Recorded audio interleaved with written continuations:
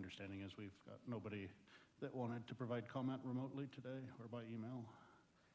Alrighty, thank you. Is there anybody in the room that has any comment on anything that's not going to be covered on the agenda later? Okay, seeing none, I will close public comment. We'll move on to discussion items. The first item, I guess, would be Christina, just an amendment to the CDS development review schedule.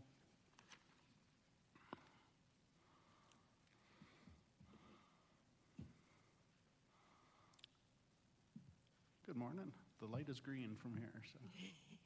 Morning, Commissioners. Christina Stanton, Director of CDS. And as was previously discussed, we've noticed that a fee was missing from our fee schedule. I think at one point it might have been on building. We're not real sure. So we're just doing an amendment to put that back into the fee schedule. Any questions or comments for Christina? Just as a comment, as I understand it, we have a drilling permit before your department now. Yes, and this sir. is what made you discover that that fee had been dropped, and it's been around for 15 years. So it's one of those things we have to clean up every once in a while. Correct, sir. Alrighty, yeah, thanks. And we'll take that to action on the next meeting. So. Alrighty, the next is an update on the Small Business Relief Program. And this is kind of separate from the CARES Act dollars that came federally. These are pretty much dollars that were put together within the state from many cash funds. So, Sam? Commissioners, Commissioner Richardson is exactly correct. This is state money that was a bill that was introduced and approved. The Elbert County allocation was $509,000, I believe. We widely promoted this extra opportunity to get some grant money for a very limited number of businesses. It could go to restaurants, bars, gyms, and caterers and movie theaters only.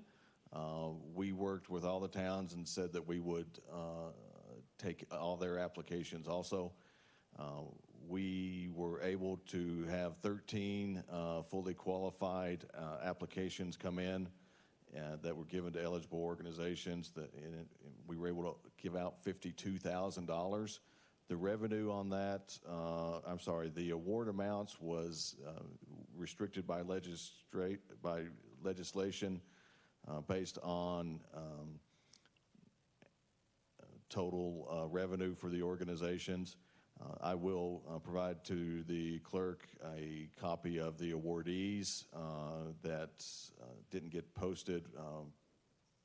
I thought I did save, apparently I did not. But the awardees were Patty Ann's Cafe, Sawmill Bar and Grill, Asia Kitchen, Country Corner, South 40 Bar and Grill, Little Valley Smokehouse, El Obrelo Restaurant, Wynn Lifestyle / Rescue Joe's, El Rinconcito, The Comforts of Home, High Plains Food Store, Chalkbox Gymnastics, and Subway. Again, those awards totaled $52,000, and the award amounts range from $3,500 to $7,000.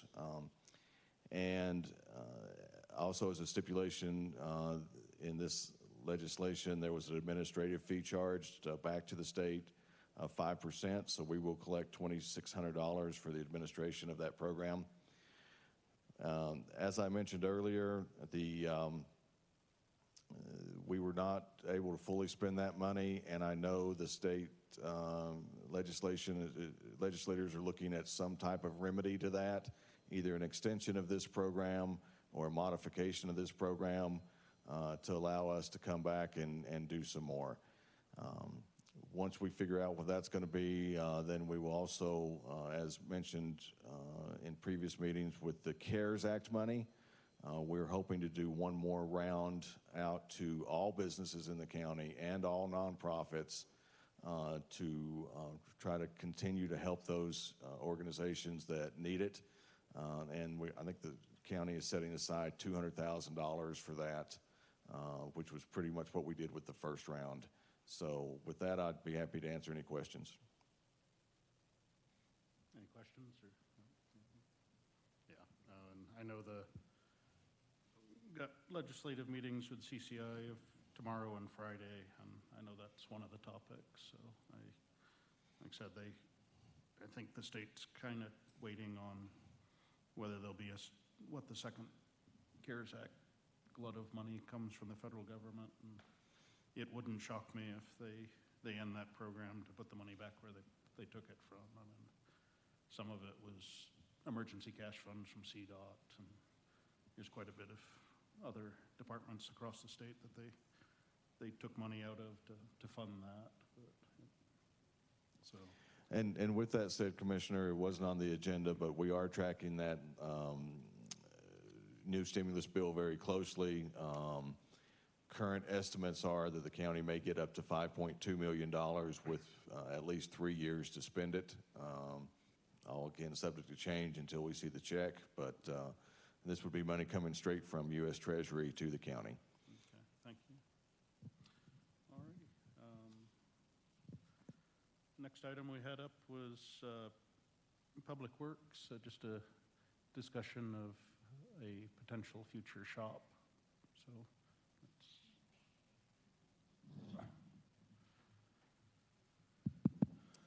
Commissioners, Rory Hale, Director of Public Works.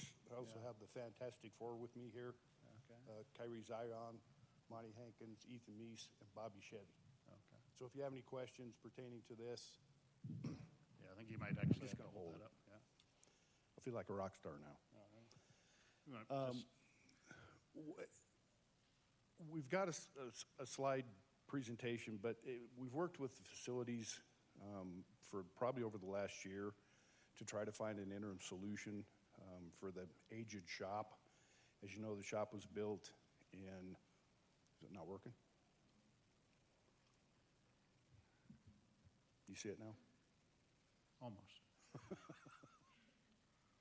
It's blinking now. It's our first day with this piece of equipment. Okay, thank you.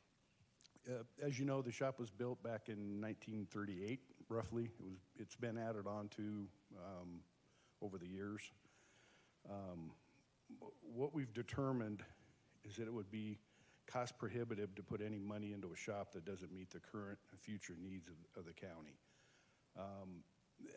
Other than the fact that it's decrepit, there's water leaks everywhere. In the summertime, springtime, and even in the wintertime, we've got trucks parked in the bays, snowplow trucks. We basically have a river running through it. Obviously, that's a safety concern. As far as the size of the facility, we're nowhere close to where we should be as far as capacity. We don't have the ability to safely and properly maintain the equipment and the fleet vehicles. Other than the mechanics being in the shop, you've got the road and bridge superintendent and 4 foremen that are crammed in there. They're unable to conduct meetings. There's going to be certain situations, personnel situations, where they're going to need some privacy. Obviously, that makes it very difficult. We have tried to hold safety meetings and trainings in this building and at the Simla shop. Thankfully, we've got those, but it would be nice to get to the point where we have the kind of facility that we can do that internally. I think one of the things that we really need to point out is the biggest asset that Elbert County has is its roadway network.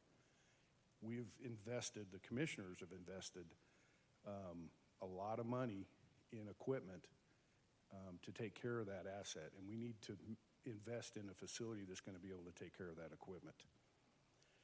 I think bottom line is we've outgrown the building.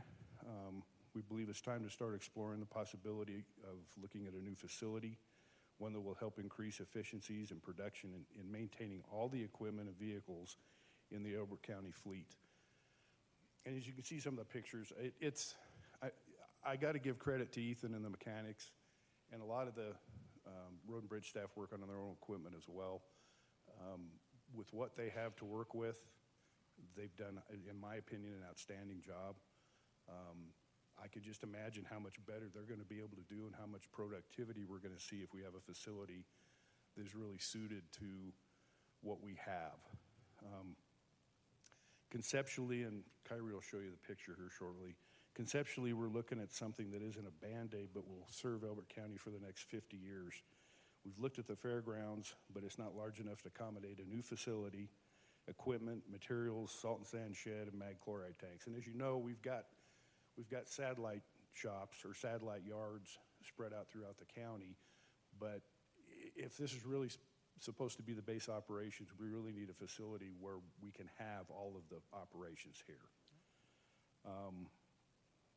We need to make a change. And again, this is just a concept. One of the things we talked about is we don't want a Cadillac. We do want a Cadillac, but we don't want a Cadillac. We have to be realistic and responsible. But what's going to get us into the next 20, 30, 40, 50 years, and still give us the ability at some point in time in the future, if need be, to add on to it. This is pretty much what we had come up with. It's going to give us, again, the ability to maintain the equipment properly. We did meet with the SO yesterday and had the discussion about fleet, so I would anticipate that once we have a facility like this and have the ability with the proper staffing to maintain all of the county's vehicles, that we would be able to get back to doing a lot more of the fleet maintenance for the SO. Questions or comments? Yeah, I was just going to say, I mean, the 80-plus-year-old shop out behind the county building, anybody that's been by there, you see how tight it is. Some of our equipment you can't move inside. It's right on the road. I mean, there's about 6 feet from the door to the town street behind it. I know we put some money into the Simla shop last year just to have a backup that was operational and functional if we lost this one due to a roof failure or something else. So I think the time's right. You did mention that the space on the fairgrounds really wasn't, that you're using now for materials, isn't adequate for both materials and shop. And I think that makes sense. And being able to find a differing location that allows us also for further fairgrounds expansion once you're off serves the citizens well in that respect as well. So I think we did notice a potential executive session to discuss possible land acquisition for this, and we'll move on to that later in the meeting. But I thank you for at least bringing this up. I know from Thank you, Commissioners. discussion we had earlier, a lot of this was to be put together with kind of standard pole barn tin building construction. So it's big, but as you said, it's not a Cadillac. Mid-grade Ford. Dodge? Oh. Okay, thanks. Any questions or comments on that? Seeing none. We'll move on to our action items of the day. The first is the approval of the minutes from the February 24th meeting. I would accept. Mr. Chairman, I move that we approve the February 24th BOCC meeting as written and dispense with the reading of those minutes. I'll second. Okay, we have a motion and a second to accept the minutes from February 24th and dispense with the meeting. All in favor, please say aye. Aye. Aye. Motion carries. Just briefly going back to the last one, Rory, if you could make sure the slides get to Amanda so she can put them in the minutes for this meeting. Thanks. All right, the next is renewal and approval of the USGS well monitoring contract. Sam, I think this is yours. Commissioners, you're right, this is mine. We are happy to report that we've been working with USGS to do a 3-year continuation of the well monitoring study that we have been doing for several years now. This is also look at adding some new wells to replace some wells that have been dropped out of the monitoring program to make sure we have a comprehensive picture of what the aquifer well levels are. We will also continue to get annual reports on and updates on what they've found. So this is pretty much the same contracts that we've always looked at. Slight tweak in numbers, and we're recommending the staff approval on these, or BOCC approval. Questions or comments? I'd just like to make a comment, is that this well monitoring program is very important to reassure that our water usage is in line with what we've been using for approval of different activities. 3 or 4 years ago, we retained a company called Forsgren to do a northwest part of the county water study. And a study has no value unless you confirm the outcomes. And so far, the outcomes have shown that the water levels are moving in a predictable sort of a way. It also has shown that, and this is the reason we must continue, is a lot of the shallow wells are in the Upper Dawson Reservoir aquifer, and those water levels are being maintained. And I don't remember, did we get wells to replace the ones that have been taken off? Commissioner, that's part of the scope of this. We're going to go out and start identifying some replacement wells for those that have dropped off. Okay, that's what I thought. Yep. So. Not yet, but we're working on it. And I know that we've done some regulatory work that allowed us to require new subdivisions to put in monitoring wells near their borders as well. But yeah, it is tremendously important, because really the only renewable water we have in the county is a little bit of recharge to the Upper Dawson and some alluvial water along, some of the stream bed. So the bulk of our water, though there's a lot of it, is down deep. So, but keeping track of what's going on in our shallower aquifers and tracking that against what was predicted in the study remains really important. I think this extends again over a 4-year period, and we should be getting as part of that, an update from the USGS staff on what they find each year. So, if there aren't any other questions or comments, do we have any comments or questions from the audience? Seeing none, I'd accept a motion to approve this contract extension. I'll make a motion, we approve the USGS well monitoring contract extension. Second. I have a motion and a second to extend the USGS well monitoring contract. All in favor, please say aye. Aye. Aye. Aye. Motion carries. Alrighty, the next item is Spring Valley Ranch subdivision improvement agreements. We discussed these at our last meeting. Really, they're just a little bit of data to tighten up in terms of cost estimates for the projects themselves. But do we have anybody to present on this? Or Commissioners, you're correct. And I'll jump in, and Christina can jump in too if she wants to. This is just including those attachments and including the cost estimates and the final plat for filing 5. So it's all nice and ready for approval. all right, thanks. And I understood that the developer did want to call in to. Okay. Do we have any questions? No, I've read it, and I think it's pretty self-explanatory. Okay. Oh, okay. Thank you. Yeah. So yeah, just going through these improvement agreements are follow-ons to the DGA changes and approval of filing 5. All told, it's about $14.5 million of road improvements on and off site. So with that, I would accept a motion to approve the 3 SAs that were presented today. I'll make a motion, we approve the Spring Valley Ranch subdivision improvement agreements. I'll second that motion and also make one additional comment, is that there is no cash out of pocket for the county. I believe Amanda is trying to get your attention as well. Oh. Do we want to accept public comment? Oh, thank you.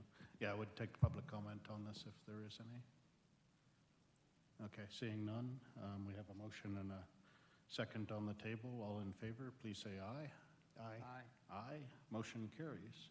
All righty, now on to our last action item for the day, just entitled Cattlemen's Day Resolution.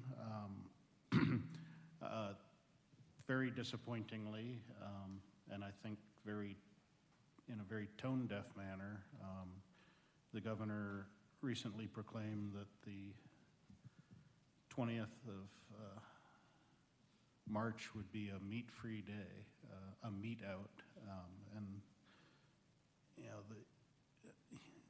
he and both the Director of Agriculture kind of tried to walk back a little bit and just say, oh, it's just a proclamation, it's just words on paper, we do hundreds of these a year. You know, I'd kind of like to think that the governor actually reads and understands what he signs, and if he did, that's probably doubly damning. The meat out thing has been something promoted for well over a decade by an organization called the Farm Animals Rights Movement, which is disturbing enough in that title, but then it has information in it that's just entirely inaccurate. I mean, it claims that, you know, animal protein meats are unhealthy. It claims that raising livestock harms the environment, pollutes the water. I don't know of anybody that more so cares for the properties that they make their living on than our farmers and ranchers. And then finally it said that the eating of meat actually supports abuse of animals, and you know, that's almost a follow-on to their, oh gosh, I think it was one of the appointees to the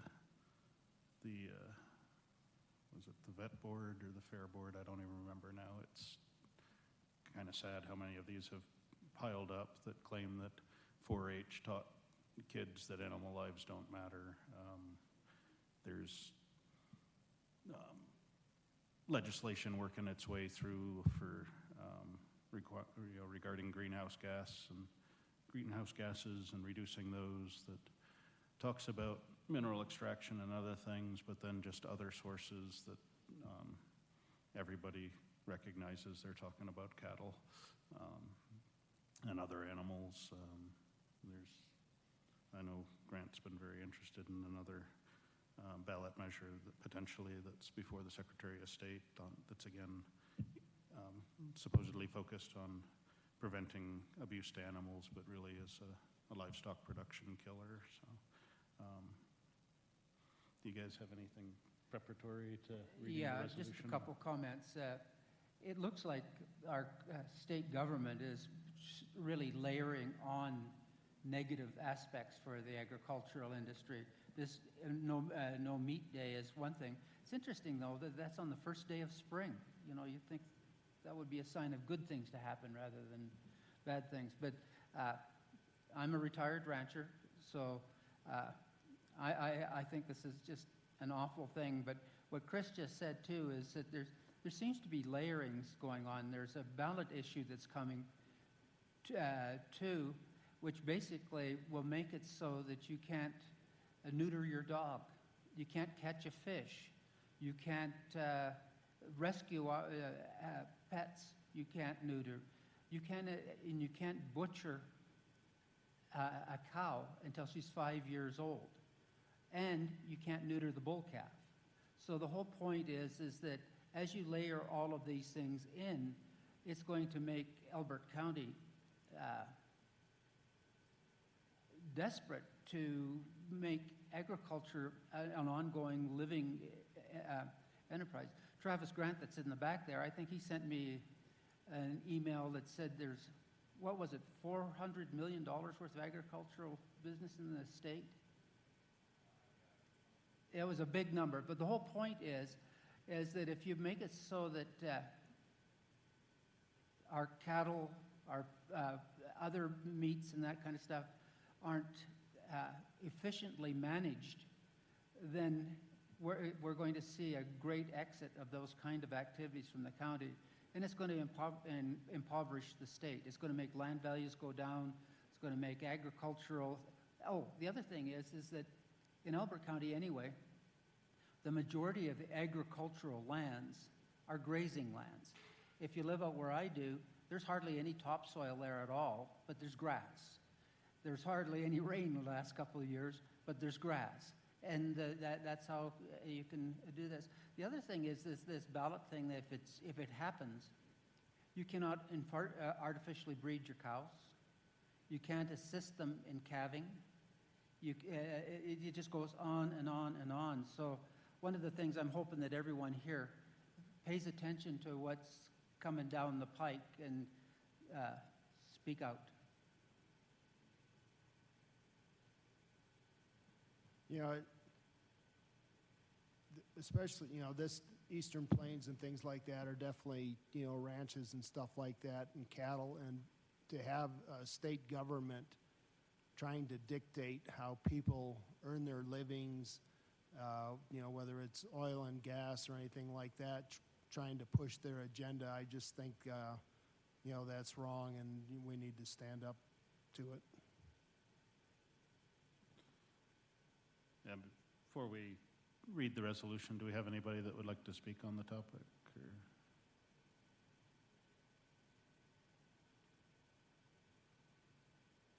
All right, seeing none. Yeah, just kind of circling back again. I mean, there's 800,000 acres of land that's in production for grazing in this county. If you can't make a living off it, the only value it has is the water underneath it. We discussed that earlier too, how precious that is in our county. So just the decisions being made make no sense. I mean, there's clearly the oil and gas industry. One of the top three in the state was targeted. Agriculture seems to be next. I can't believe that we'd ever hear the government declare a ski-free day in the middle of spring break. You know, there would be an uproar. I mean, so to boycott animal meat products just for one day, you know, is way, you know, it's one day too many. So, you know, I'm kind of happy to join the other counties across the state that are, you know, declaring various, you know, titles, whether it's a Cattleman's Day or a Meat-In Day, or just showing their support for local agriculture. But I mean, we're talking about the employment of 1,000 folks plus in this county, that either directly or indirectly, $26 million in sales direct. We're not by far the largest agriculture county in the state, but it's part of our heritage, and it certainly is a big piece of making a living for probably half the people that actually work within the county. I mean, we got over 12,000 that commute out of the county to work in the cities every day. The ones that stay here, about 50% of them are working in local shops and groceries and providing services. The other half are farming and ranching. So when you look at who's actually employed and making a living in Elbert County, it's a huge percentage. So with that, Sam, if you could read the resolution. Happy to, Commissioners. Recognizing the many past and current contributions of Elbert County cattlemen and other livestock producers and supporting the local ranching industry, Resolution 20-TBD. 21-TBD. Whereas the Governor of Colorado has proclaimed a boycott of meat products referred to as a meat out in order to encourage meatless diets as promoted by the Farm Animal Rights Movement, FARM, to be observed by Coloradans on March 20th, 2021. And whereas the Governor's Meat Out proclamation erroneously states that eating meat is unhealthy, causes environmental damage and pollution, and supports animal abuse, and whereas animal use is not animal abuse, and by financial necessity and natural inclination, livestock producers care for their animals as much as humanly possible, and whereas Elbert County ranchers have been repeatedly recognized for their environmental stewardship by the USDA's Natural Resource Conservation Service, and whereas the 2020 through 2025 dietary guidelines issued by U.S. Food and Drug Administration recognizes that a variety of animal and plant proteins is important to a healthy diet, and whereas cattle and other livestock are an extremely efficient means of converting dryland pasture grass to dietary proteins that are an important part of our citizens' diets, and whereas cattle and other livestock production has historically been and continues to be one of the key economic drivers in Elbert County, and whereas Elbert County cattlemen and our ranching families are part of a $4.2 billion state industry with a $40 billion economic impact and accounts for 10% of the state's total export sales, and whereas the U.S. Department of Agriculture reports in 2017 the annual sale value of Elbert County cattle, calves, poultry, and hogs exceeds $26 million, and whereas employment in the agriculture sector and related industries provides jobs to over 1,000 Elbert County citizens, a very large number of which are involved in ranching and livestock production, and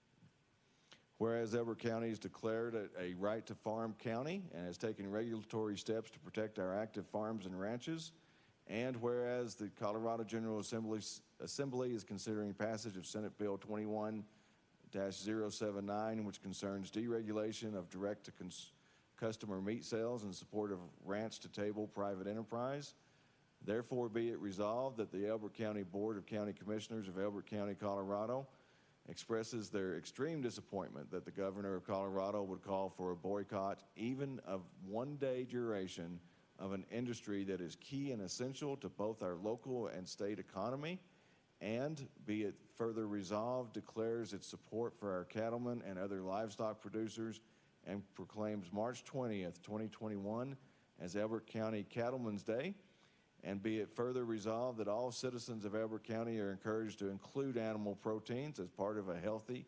well-balanced diet on March 20th, 2021 and every day.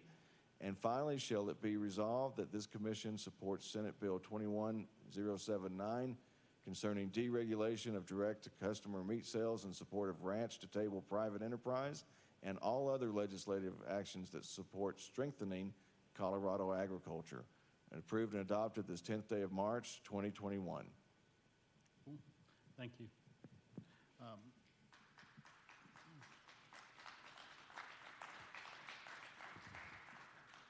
Thank you. I would accept a motion to approve this resolution as presented.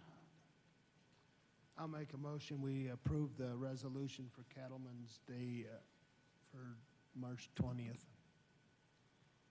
I'll second that motion with one added phrase, eat meat. And I wonder if we could ask Travis to come up and talk about some of this, because I was at a meeting yesterday where he was at, and he had some good comments. Okay, well, you've been invited to the mic, Travis. Surprise. You got here late, Yeah. so I couldn't warn you. Well, he's coming up. I mean, currently, I believe, estimated, we have about 40,000 cattle in this county. I mean, they come and go, obviously, and about 28,000 citizens. And I think as long as we keep that balance of more cattle than people, we're doing well. So, Travis, mic's yours. Yeah, by all means.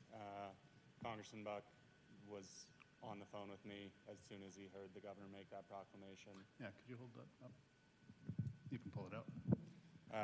So Congressman Buck immediately recognizes the agricultural impacts and the economic impacts of such a proclamation, even one day suggesting we shouldn't support an industry that contributes so much not only to Elbert County but to Colorado as a whole, to feed Colorado, to feed the nation, and we export it to other countries to help feed the world is extremely detrimental.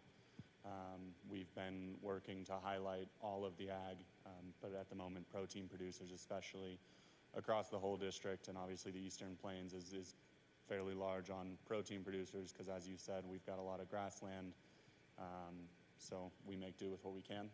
I always like to say that beef is the original grass-based, plant-based protein, so there's no reason to turn away from that. But it's very exciting to see you join the other counties in making these proclamations, we're looking forward to highlighting protein as we move towards that date and on that date, and continuing to support ag in general, but protein producers as we continue to work hard on behalf of Eastern Colorado. Thank you. Sorry for ambushing you. Pardon? Sorry for ambushing you. No worries. No problem. Yeah, I know we had written this specifically for this date this year. My understanding is this meet out is an annual March 20 event, so I foresee us renewing this and proclaiming every March 20th moving forward as a Cattlemen and Livestock Producers Day in Elbert County. Just get one step ahead of the governor on that one anyway. So we had a motion and a second on the table to approve the resolution as presented, I believe with the one correction of it being a 21, not a 20 resolution. So all in favor, please say aye. Aye. Aye. Aye, motion carries. I know for those that may not have heard, there's some flyers going around, but it looks like within Elbert County, there's going to be quite a bit of folks consuming meat, but the Elizabeth Meat Locker plant is kind of take a step forward to kind of lead the charge on that. And I know Farm Bureau, cattlemen's, and why don't you come on up, please?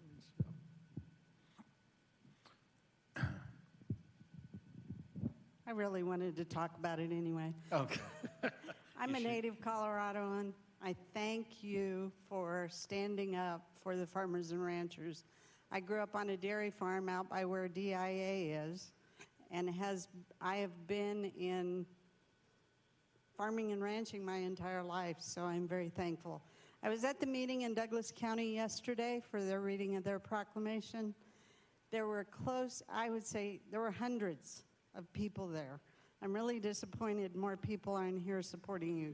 Well, it's today. calving season, so they might be busy. And I understand that they're probably working. So, Justin at the Elizabeth Locker is heading up a meet-in day on March 20th from noon until 5.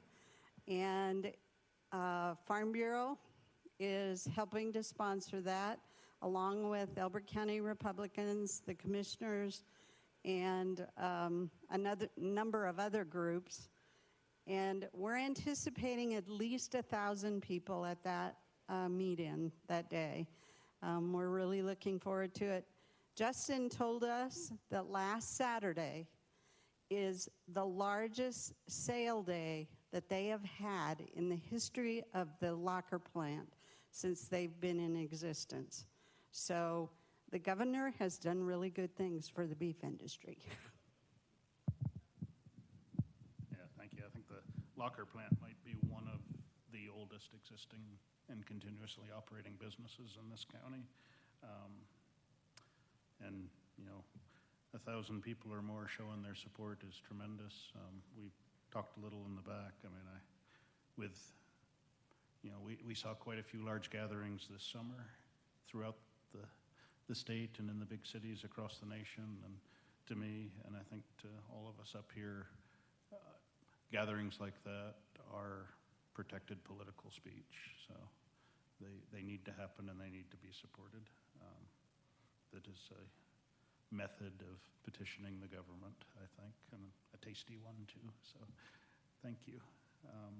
So with that completes our action items for the day, though we do have probably a little bit of discussion to do in executive session about potentially looking at some appropriate land to see what's feasible for a potential new road and bridge shop.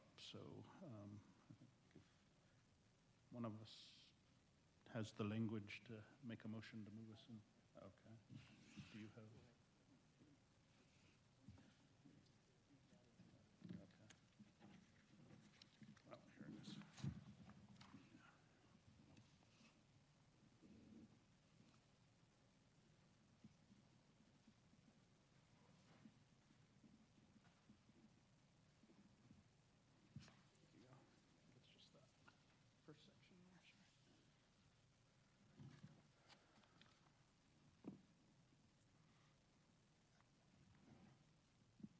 Mr. Chairman, I hereby move that the Elbert County Board of County Commissioners go into executive session for the purpose of discussion related to the purchase, acquisition, lease, transfer, or sale of any real, personal, or other property interest pursuant to Section 24-6-4024A of the Colorado Revised Statutes.